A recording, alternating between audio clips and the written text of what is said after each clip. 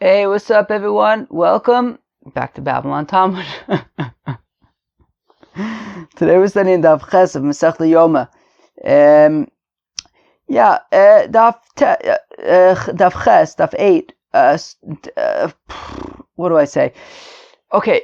Remember we were talking about Tumah hutrah b'tzibur, Tumah d'chuyahi b'tzibur. So we want to try and connect that to machlokas between Reb Yossi and Reb Meir, and then that kind of like moves us along for most of the daf, I'd say.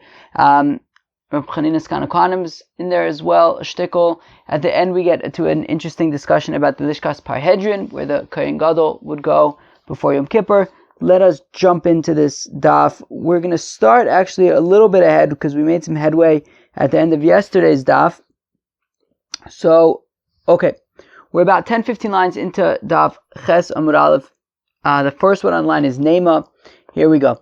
Nemahani Tanoi Ka'ani Tanoi. Let's say that these Tanoim, Reb Shimon and Reb Yehuda, who argue about Tumah hutrah b'tzibur or Tumah d'chuyahi b'tzibur, let's say that their machlokas is like the machlokas of the following Tanoim, Reb Shimon and Reb Yehuda's contemporaries, Reb Meir and Reb Yossi. The Tanya is we learn in the Brayse, Echad zeh v'echad zeh, Mazin olav kol shiva mikol chatos sha'ayu sham divrei Reb Meir. The Reb Meir says that both by this and by that, what's this and what's that? Para Aduma and Yom Kippur, right? The two additional places where we see that there's quarantine, right? In addition to Miluim. So both by the Kohen Gadol before Yom Kippur and the Kohen HaSoref Apara before burning the Para Aduma. So, 1 second, I think we have a visitor. 1 second, let's see who's visiting over here. Oh, it's my mom. Hey everyone. Oh, hi Ma. Hey, just getting some chicken soup. Not for me, everybody. I'm a vegetarian. So both by the Para Aduma and by Yom Kippur, right? So they would sprinkle the mei chatas every single day on the fellow, right? So the mei chatas, of course, is water that had the ashes of Para Aduma mixed in with it. And Rashi points out, does he say it over here? Actually, I don't think he points it out over here, but he mentioned it earlier, and also Masechta Pesachim, that apparently they had from the Para Aduma of Moshe Rabbeinu. Apparently the ashes of that Para Aduma never kind of got used up, which is interesting. Anyways, they would sprinkle on the Kohen who was in quarantine every single day from the water with the ashes of the Para Aduma mixed into it.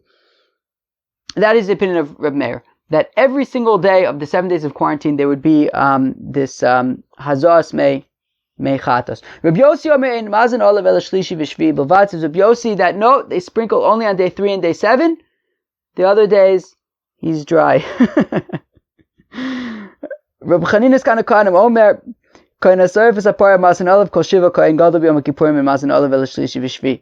Says Reb Chanina, let's read that again. Reb Chanina's Kanakanim's omer says Reb Chanina's Kanakanim's. Of course, we all know and love Reb Chanina's Kanakanim's, right? The end of the first parak of Masechta Pesachim, very memorable.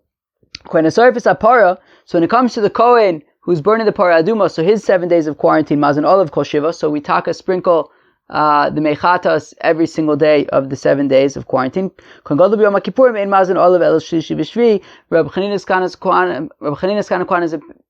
Chanina's Kanakanim's opinion is that when it comes to the Kohen Gadol before Yom Kippur, the sprinkling of the mechatas is only on days 3 and day 7. So let's recap.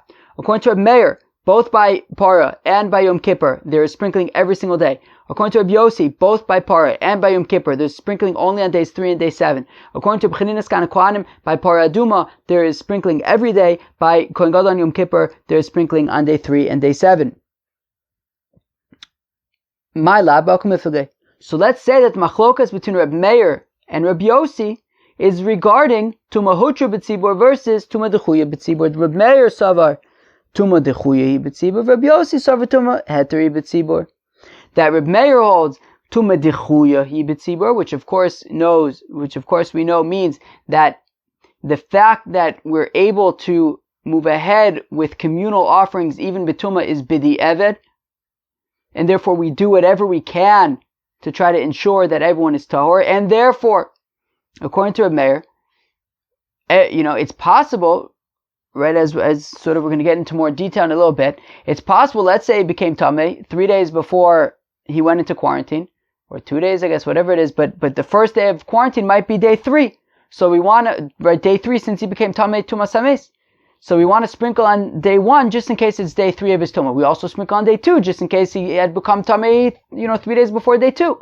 So if day 2 is just in case day 2 is day 3 of Tumah, so therefore we sprinkle on him on day 2. We also sprinkle on day 3 just in case maybe he became Tameh right before he went into quarantine, right? So let's just not go on to 4, 5, 6, and 7 for now because the Gemara will get there. But so we want to argue that according to a mayor, that it's very b'di'eved to do communal offerings b'tumah, and therefore we want to do whatever we can to make sure that not only are you tahor, but you're tahor kilu in the best possible way, that immediately on the day, on the proper day, we're going to give you the sprinkling, and therefore we're not even going to wait till day 3 of quarantine.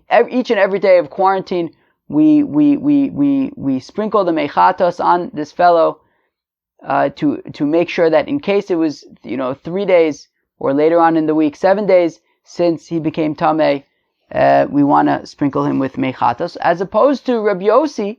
We want to argue, says Tumah hutrah hi b'tzibur, that Tumah is 100% permitted b'tzibur, and really we wouldn't have to sprinkle on him at all during the whole week, because we really don't care if he's tameh, because Tumah hutrah hi b'tzibur, it's completely permitted.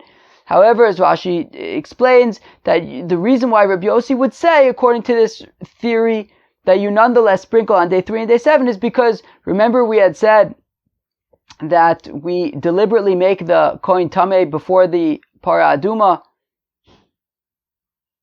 because to show the tziddukim that a tzvuyim can do it. So therefore, we do other things to kind of like as a maile, as an extra thing to make sure that he's like extra Torah. So this is considered like a maila to do it on day 3 and day 7, but you don't need to really do it every single day at all, because tumah hutrah b'tzibur. That's what we want to argue.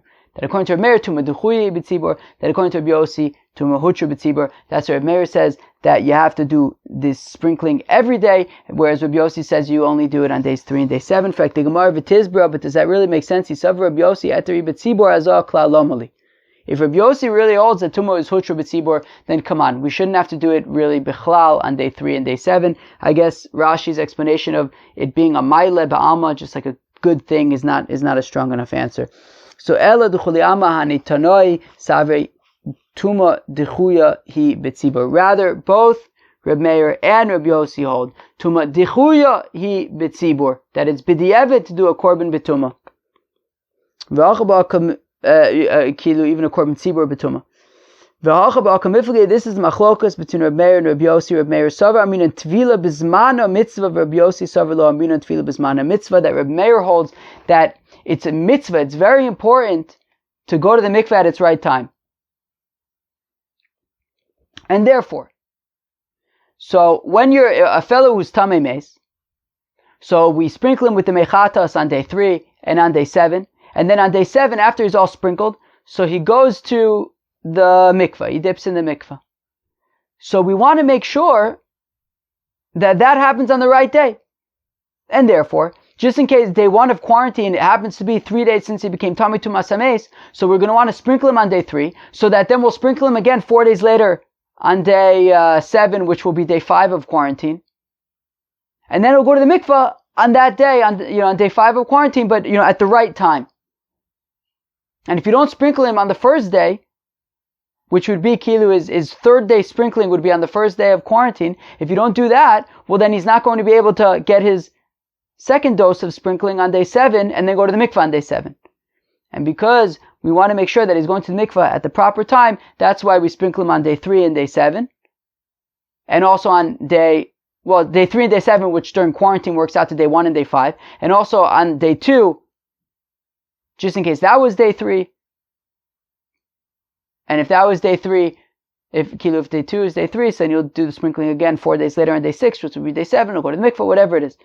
So then that way we'll know that he's going to be going to the mikveh at the proper time. Whereas Rabbi Yossi says that Tvila Bismana is not a mitzvah. It's not super crucial that you go to the mikvah mamish when you have to go to the mikvah. And therefore, even if it happens to be that day 1 of quarantine is day 3 since he became Tameh, which means that theoretically day 7, which would mean that day 7 would be day 5 of quarantine, but we're only doing the sprinkling on day 3 and day 7, which means that he's only going to be going to the mikvah on day 7 when really he should have been going to the mikvah on day 5. Rabbi Yossi says it's not that important. Tvila b'mitzvah Tvila b'zmana is not a mitzvah.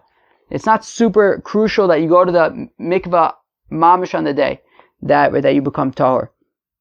Therefore, it's enough to sprinkle on day 3 and day 7, and that'll suffice. You will be tahor by the time Yom Kippur comes, and everyone agrees to meduchuye b'tzibor, and the main thing is that you'll be tahor by the time that Yom Kippur comes. V'atanya, I skipped. V'savar Rabbi Yossi la'amina tefillah b'zman mitzvah. Does Rabbi Yossi really hold that? Does he really hold tefillah b'zmana is not a mitzvah?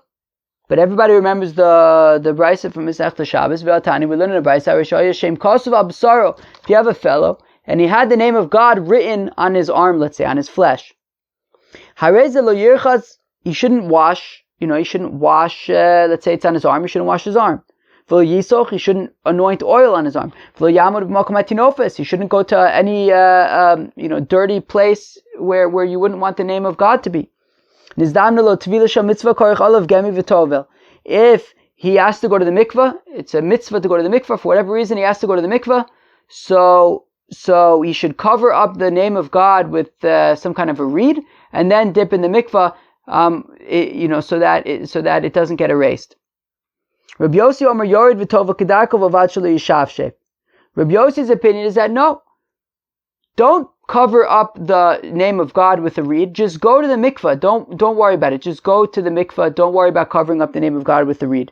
V'kaimulan, and we establish in Masechta Shabbos the betvila b'zmana mitzvah kamiflage, that what's the machlokas between the Tanakama who says cover the name of God with a reed, and Rabbi Yossi who says don't worry about the reed, just go in the mikveh. What are they arguing about? The Tanakama savar lo aminan tvila b'zmana mitzvah. Rabbi Yossi savar aminan tvila b'zmana mitzvah. We want to say that the Tanakama's opinion is that going to the mikveh at the proper time, tefillah b'zmana mitzvah, is not a thing. I'm confusing myself with all these words, but tefillah b'zmana is not a mitzvah. I guess maybe that's a better way to say it, right? And therefore, according to the Tanakama, he says, look, you got the name of God written on your arm, let's say. We don't want to erase the name of God, so cover it up with a reed. What if you don't find the reed? And you're going to say, well, I don't have a reed. What should I do? I'll just go to the mikveh tomorrow. I'll find the reed tomorrow. I'll go to the mikveh tomorrow. But that means that he's not going to be going to the mikveh on time. So Tanakam isn't super concerned. The Tanakam is more concerned that you don't end up coming to erase the name of God. So therefore, cover it with a reed. And if there's no reed and you end up having to push it off to tomorrow, it's not the end of the world. However, according to Rabbi Yossi, tefillah b'zmana is a mitzvah. We want to make sure that you go to the mikveh on time, and therefore don't worry about the reed, just jump in the mikveh. So we see that Rabbi Yossi's opinion is tefillah b'zmana is a mitzvah. So if that's the case, then how come he says that you only go to you're only doing the sprinkling of the ashes of the parah adum on day 3 and day 7, but doesn't that mean that you're only going to be going to the mikveh on day 7, but what if day 7 was day 5 of quarantine? And therefore you're missing it by 2 days. Rather, both Reb Meir and Reb Yossi hold that going to the mikveh on the right time is what you want to do. Reb Meir savar makshinan azal l'tefillah, Reb Yossi savar lo makshinan azal l'tefillah. Now, the Gemara wants to say that the machlokas between Reb Meir and Reb Yossi is that, do we compare sprinkling of the parah aduma to going to the mikveh? So Reb Yossi agrees that you're going to want to go to the mikveh on the right day, and I guess that means that you're going to want to go to the mikveh every single day, I guess. But the question is, do we compare sprinkling to going to the mikveh? Do we say that just like you have to go to the mikveh on time, you also have to sprinkle at the proper time? Rabbi Yossi says, no, we don't compare the two. And therefore, it's enough to just sprinkle on day 3 and day 7. You know that it'll be taken care of, and that's fine. It doesn't matter that, maybe technically day 7 was day 5 of quarantine. Don't worry about it. Just do the sprinkling on day 3 and day 7. However, the tefillah we're going to want to do on time, and I guess that means that it'll probably go to the mikveh every single day, just in case that was day 7. Although, Mistama day 1, 2, 3, and 4 wouldn't be day 7. Mistama only day 5, 6, and 7 could be day 7. Although, although maybe not. I don't know. That messed with my head a little bit.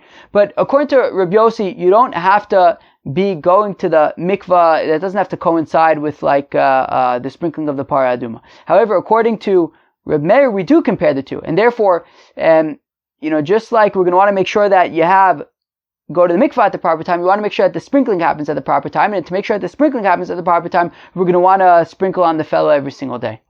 All right. Reb Chanina is kind of kahanim.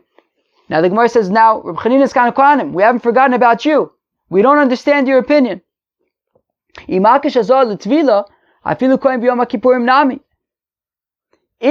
Reb Chanina is kind of kahanim does compare sprinkling of the parah aduma to tefillah, and we want to make sure that it happens bismana, well then, even the Kohen Gadol before Yom Kippur should have to have sprinkling of the parah aduma every single day. And if he does not compare sprinkling of the ashes of the parah aduma to going to the mikvah, well then, afilu kohen asarif is a parah nami lo. Well then, even by parah aduma, you should not have to do the sprinkling every single day. So how come by the Kohen Gadol before Yom Kippur he says only day 3 and day 7, which implies that tefillah bismana ein makshinan azar letefillah, and yet when it comes to parah aduma, he gets the sprinkling of the parah aduma every day, which implies makshinan azar letefillah, that we do compare them. So what is it? So la'olam lo makish. So really he does not compare the two. Well, if that's the case, then how come by the parah aduma he says that you sprinkle water on the fellow every single day? Period. However, when it comes to the Kohen who's going to be burning the parah aduma, it's one of those extra things that we do to show that we take the purity of the parah aduma very seriously, because after all, we do take a dead sheretz and throw it at the fellow on the day that he's going to be burning the parah aduma, and just to stick it to the tzedukim and show that its Yoma is allowed to burn the parah aduma. So therefore, to make up for the fact that we do that, we sprinkle mechatas every single day to show that we really do care about the sanctity, about the purity of the burning of the parah aduma, and it's only to stick it up to the tzedukim that we throw dead sheretz at the kohen asarif asapara. Frek the Gemara, K'manazal adutanu rabbanon. Who does the following brisa go like? Ein ben kohen asarif asapara lekohen gadol b'yom kippurim ella. That the only difference between the kohen who burns the parah aduma and the kohen gadol before Yom Kippur is shezeh prishasu lekedusha ve'chavokanim nogen bo. That when it comes to the kohen gadol before Yom Kippur, the reason why he's quarantining is to prepare for holiness, and it's to get into the right mood. However, but there's nothing technically wrong with his friend touching him. We're not concerned that, wait, but what about Tyra? What about remaining Tahor? That's less of the Inyan. Whereas specifically the Kohen Asarif Sapara, his quarantine is specifically out of purity, to make sure that he remains at the utmost level of Tahara. So we don't even want anybody to touch him. The rest of the Kohanim to touch him. We don't even want that. So come on, who's it like? Or Reb Meir or Reb Yossi. So it's either like Reb Meir or Reb Yossi to Reb Chanina's kind of Kohanim or Ika Namiha, because if it was Reb Chanina's kind of Kohanim, there's also a difference, which is that Kohen Gadol before Yom Kippur, there's sprinkling on day 3 and day 7, whereas the Kohen Asarif apart, there's sprinkling every single day. Right? So we said that the only difference between the quarantine of the parah aduma and the quarantine of Yom Kippur is that one of them, other people could touch him, and the other one is the other people cannot touch him. What about the fact that the sprinkling is on day 3 and 7 at one of them and every day for the other one? Well, that doesn't seem to be a difference, and therefore that brisa must not be Rabbi Chanina's Kanukanim, who says that there is that difference about 3 and 7 versus every day. But according to Reb Meir and according to Reb Yossi, parah aduma and Kohen Gadol are the same as regards to sprinkling. Reb Meir would say you sprinkle by both of them every single day. Reb Yossi says that you sprinkle by both of them just on day 3 and day 7. Let's go weiter in Shas. Maskif lo Reb Yossi Reb Chanina. Reb Yossi Reb Chanina asked a kasha. I kind of like alluded to it, and maybe some people were kind of like starting to ask themselves the same question, which is, if you think about it, friends, day 4 falls through the cracks. I understand why you're going to sprinkle on day 1 of quarantine. Let's say it became Tameh 3 days earlier. I understand why you're going to sprinkle on day 2 of quarantine. Let's say it became Tameh 3 days before day 2. I understand why you're going to sprinkle on day 3 of quarantine, because let's say it became Tameh 3 days before day 3 of quarantine, right? The first 3 days of quarantine could theoretically be 3 days since it became Tameh. However, day 4 of quarantine is certainly not 3 days since it became Tameh, because 3 days earlier was day 1 of quarantine. The whole point of quarantine is that you don't become Tameh in quarantine. And therefore, certainly on day 4, it's not day 3 since he became Tameh. And if theoretically it's day 7 since he became Tameh, it's irrelevant because he didn't get sprinkling of the Parah Aduma until the first day of quarantine anyways. So therefore, so it doesn't matter if it's day 7 if he didn't get sprinkling of the Parah Aduma on day 3. So therefore, he only got his first sprinkling of the Parah Aduma on the first day of quarantine, right? Which therefore means that if we're going to say that the first day of quarantine was 3 days since it became Tameh, well then that's day 3. So when is the 7th day sprinkling? 4 days later than day 1, which is day 5. Which means that mathematically day 4 will never be either day 3 since it became Tameh, nor day 7. You guys got that? Because if day 1 is day 3, so then day 7 will be day 5. If day 2 is day 3, then day 7 will be day 6. And if day 3 was day 3, so then day 7 would be 7, but 4 kind of falls through the cracks. Got it? Good. Let's go weiter. I understand maybe day 1 of quarantine is 3 days since it became Tameh. Maybe day 2 and day 3 also. Maybe each of the first 3 days could be day 3 since he became Tameh. And also day 6, 7, and 5, 6, and 7. Maybe day 5 is day 7. Maybe day 6 is day 7. Maybe day 7 is day 7. But But how come I have sprinkling on day 4? Lo b'shlishi k'lesapuke. It's certainly not day 3. V'lo b'shvi k'lesapuke, and it's not day 7 either, because he didn't have sprinkling 4 days earlier than that, which was the day before quarantine started. But according to that logic, Hazal kol shiva me'ika. Now the Gemara says, 1 second. We all learned Masechta Pesachim. We all learned the Gemara that said that Hazah is a shvus and it's not Docha Shabbos. So there is never going to be a situation where you're actually going to have Hazah on all 7 days. That Hazah, sprinkling mechatas on a fellow, is a shvus. It's a Isser D'Rabbanan, and it's not Docha Shabbos. Right? We learned about this, right? If Erev Pesach falls, if Erev Pesach falls out on a Shabbos and it's the 7th day of Tumah for a fellow who's Tamei Meis, whatever it is. So therefore, Hazah is not going to be done on Shabbos. And since Shabbos is obviously always going to be within the week of quarantine, so you're not going to ever have 7 days of sprinkling because you're not going to sprinkle on Shabbos. So therefore, what the point that the Gemara is making is that it's not really that big of a deal to say that we're also not going to sprinkle on day 4. Because, okay, there are times, in theory, we sprinkle every day. But yeah, sure, day 4 we're not going to sprinkle because it falls through the crack. Shabbos we don't sprinkle because Hazah is a shvos. So ma'isach l'meimar. So what do you have to say? Shiva levai mi Shabbos. That when we say that you sprinkle the Parah Aduma every single day, it means every single day minus Shabbos. Hachanami Shiva levai mi Revi. So also when we say every day, it means also minus day 4, because day 4 falls through the cracks.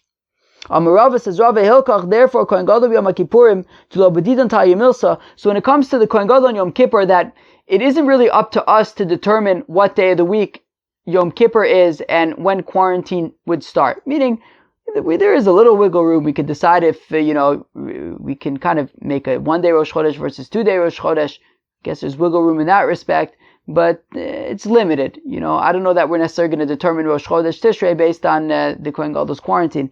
Whatever it is, the Gemara says, look, we're not really in control of when Yom Kippur falls out. It falls out on the 10th of Tishrei, and therefore, we're not in control of when quarantine starts. It starts a week before then. And therefore, it's dependent on whenever Rosh Chodesh was Yom Kippur is 10 days later, and quarantine is a week before that.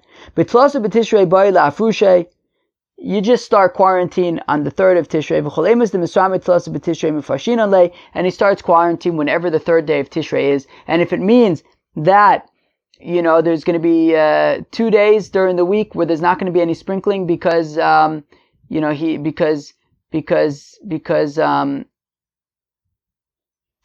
day is day 4 and the other day is Shabbos, so there's going to be 2 days without sprinkling. However, the Kohen,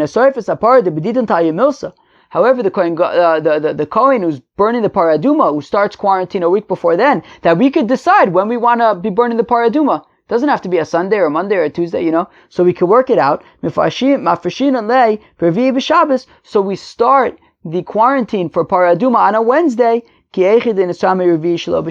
that day 4 will be on a Shabbos. So therefore, when it comes to the burning of the paraduma, the quarantine that begins a week before then, since we're in control of the day that we're going to be doing the burning of the paraduma, so we say, look, burn the paraduma on a Wednesday, so that quarantine will start a week before that on a Wednesday, which means that day 4 will be Shabbos, and Memele, you're not going to be doing Hazah on Shabbos anyways, and you're also not going to do it on day 4, so just line them up, and then there's only one day without sprinkling. However, when it comes to Yom Kippur, where that's less in our control, so then, just whenever it works out, and we work with it. I mean, if it means that there's going to be 2 days without sprinkling, so be it. Lemaisa, let's go weiter. Lelishkas parhedrin v'chulei. The Mishnah had said that we separate the Kohen Gadol into the Lishkas Parhedrin for 7 days, for a week. Tani Rabbi Yehuda teaches, V'chilishkas Parhedrin Aisa, V'alo Lishkas Balvati Aisa. Is it really called the Lishkas Parhedrin? I thought it was called the Lishkas Balvati. El Batchila you Karnosa Lishkas Balvati. Yeah, it's true. Originally they called it the Lishkas Balvati, which means the office of the officers. And we talk shenosnin olav mamon lichunu machlifin also kol shnei maser chodesh kifarhedjin alalush machlifin also kol shnei maser chodesh leficha chayu korin also lishkas parhedjin. Let's read that again. When we talk shenosnin olav mamon lichuna, but because, as Rashi points out, if you look directly to the left in the Dibur Maschil, we talk shenosnin mamon lichuna. Rashi says we talk she kohani ba'yisheni hayu omdin ayidei mamon shenosnin al kahuna gedola lemalche beis chashmonai. You hear that? That the Kohen Gadol in the second temple, it was a paid position. If you can afford it, you'd pay the king of the Chashmonai king. You'd pay the king, and you would become the Kohen Gadol. However, because the Kohen Gadol was not based on merit, it was based on paying. They would die every single year. They wouldn't live through the year. They would die every single year, and therefore they would mamish go through another Kohen Gadol every single year, and every single Kohen Gadol had to outdo the previous one. Kind of like we saw in Masechta Shkalim, that the Kohen Gadol with that ramp going to do the Sreifas Apar, they would outdo the previous one, to rebuild the ramp in his own way. At least that was one opinion. So the same thing with the Lishkas Parhedrin. They would mamish redo the Lishkas Parhedrin every single year and make it more and more fancy than the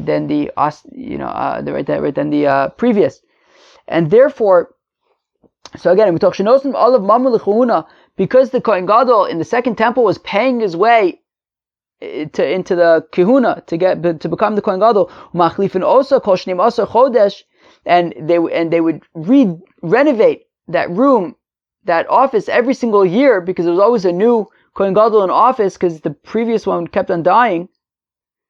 Like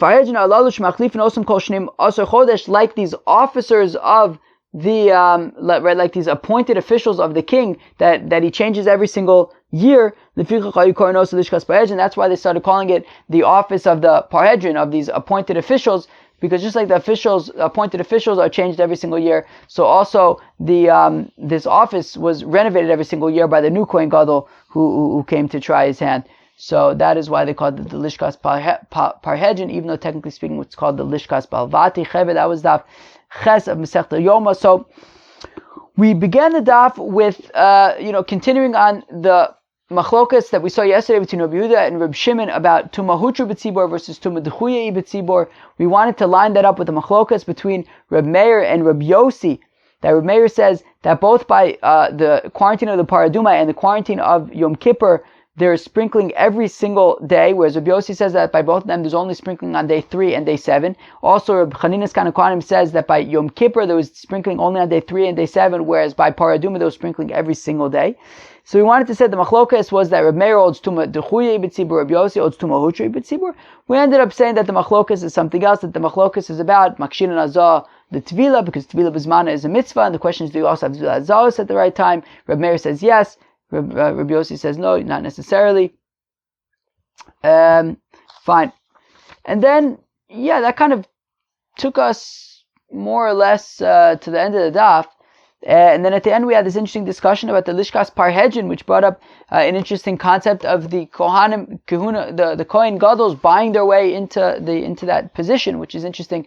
It's also going to be interesting to see how that plays out over the course of Masechta Yoma, to see what we can learn and connect to about what was happening in the temple during the second Beis Hamikdash. I think that's going to be interesting. Chevra, I hope you enjoyed. Peace out.